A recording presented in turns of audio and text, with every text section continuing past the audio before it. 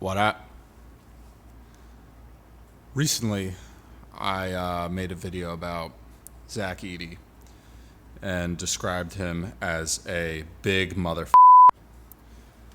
Today we're going to talk about Donovan Clingan, who is also a big mother.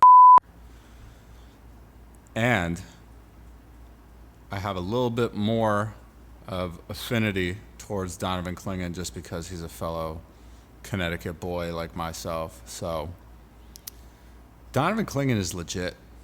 And I think it's funny how he slipped to 7 in the draft because NBA scouts and GMs just have this constant issue with like picking guys who have a proven track record of success.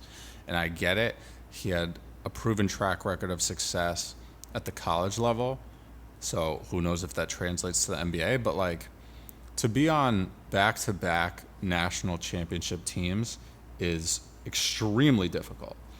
And you know, I honestly don't know off the top of my head if there's many other players in the league ever who have done that. I really don't know if there's any currently that have done that.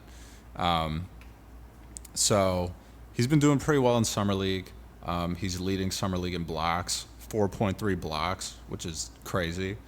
12.3 rebounds, getting around 3.5 offensive rebounds, but he's shooting pretty bad. He's shooting like 36%. But he's made a couple of threes, so that's pretty interesting. He's kind of the most similar to like an old build of a center that the NBA was used to maybe like 10 years ago. You know, he's not super mobile, but he's pretty decently mobile, so I don't really think that's going to be an issue for him in the league. And he's heavy, you know, he's 7'2", so he's not like fat, but he's like 280, 285. So he's just going to be hard to push around in the paint. And I think he knows how to play with, you know, his size very well to kind of, you know, use it to his advantage. But I honestly thought, clearly Alex Sarr didn't want to go to the Hawks. So I didn't think that made a lot of sense for them to, you know, pick Sarr, obviously, and I'm glad he fell to the Wizards. But I was saying, you know, Donovan Clingan should have been. I mean, he was in the discussion for the number 1 pick, but like, I would have taken Donovan Clingan over Risachet if I were Atlanta. And then you just gotta figure out what to do with Clint Capella. But you know, I think Donovan Clingan has a higher upside than Clint Capella, and I think a lot of people think that as well.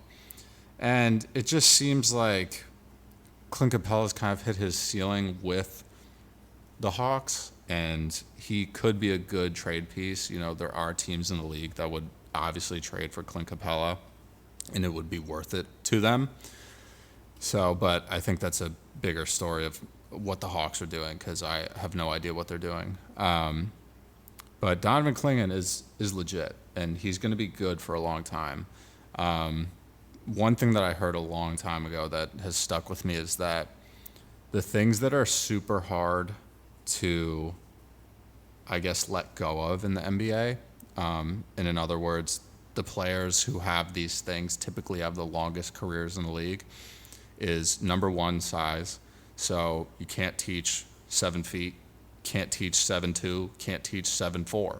You know, you can't teach, you know, intangible things like that. The second one is shooting. So obviously every team needs shooting. You know, if you can make 50% of the threes you take in any NBA game, you are always going to have a roster spot. Like, it doesn't matter. You will basically always have a roster spot. Even if you can't really defend, you know, like someone will probably cover for you on defense enough where it'll be okay that you're on the court because you're going to make use of all of those offensive possessions by just draining threes. So Donovan Clingan's clearly got the size.